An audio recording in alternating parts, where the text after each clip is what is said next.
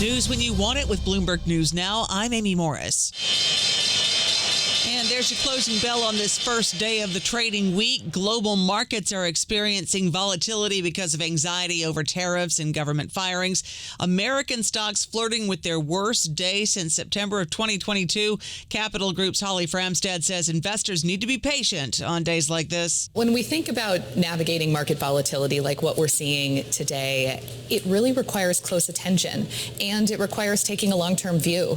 We believe that investors should recognize that market volatility creates opportunity and that the most important thing is staying invested. Capital Group's Holly Framstad. And we do bring you closing numbers each day here at Bloomberg.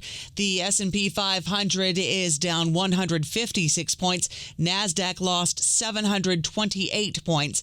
The Dow is down 890 points. The Russell 2000 index is down 56 points. The 10-year Treasury yield is at 4.21%. The 2-year yield is at 3.89%. Apple is preparing a major software overhaul to transform the interface of the iPhone, the iPad, the iMac, aiming to make the operating systems more consistent and simplify navigation. The changes will mark the most significant upgrade to the Mac since 2020 and the biggest revamp for the iPhone since 2013. All of this coming out later this year. Shares of Apple closed down the most in more than 2 years, falling 4.8% in the regular session. Oracle reported adjusted revenue for the third quarter that missed the average analyst estimate. Shares of Oracle down now more than 4% in the regular session. And it was tech companies dragging down the NASDAQ for the most part.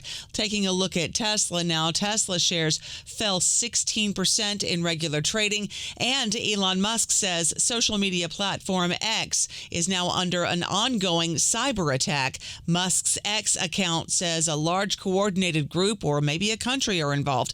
It's just not clear if Musk's account was also compromised. Former central banker Mark Carney is taking over as Canada's prime minister at a time of extreme trade tension with the U.S. Bloomberg News Canada government reporter Brian Platt says Donald Trump has completely changed the political environment in Canada. If anything, Canada has counter tariffs in place right now. I think if anything, Canadians want their politicians to go even further in retaliating, and that is the environment that Mark Carney will step into in a few days, most likely as prime minister. Bloomberg's News Canada government reporter Brian Platt. And President Trump says he's mostly lifted an intelligence sharing pause on Ukraine. The U.S. put both intel and military aid on hold after Ukrainian President Volodymyr Zelensky's Oval Office blow-up with the president. Ukrainian officials are hoping to get things back on track in talks with the U.S. and Saudi Arabia tomorrow. Zelensky is in Saudi Arabia now for a visit with the Crown Prince ahead of tomorrow's meeting with Secretary of State Marco Rubio. Zelensky won't be at those talks tomorrow, but his team will. A cargo ship hit a tanker carrying jet fuel for the American military off the coast of eastern England, setting both vessels on fire and sending fuel pouring into the North Sea. Local officials say the collision triggered a major rescue operation by lifeboats, Coast Guard aircraft, and commercial vessels. All 37 crew members aboard the two vessels were safe and accounted for. One had to be hospitalized. The tanker was carrying about 130,000 barrels of fuel. We are just days away from a potential partial government shutdown.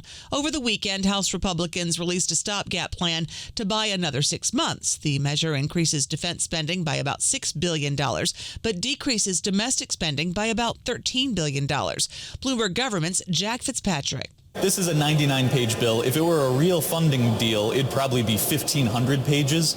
So it's relatively clean compared to if they actually had a funding deal. It isn't clear if there are enough votes to pass the stopgap plan. Money runs out Friday at midnight.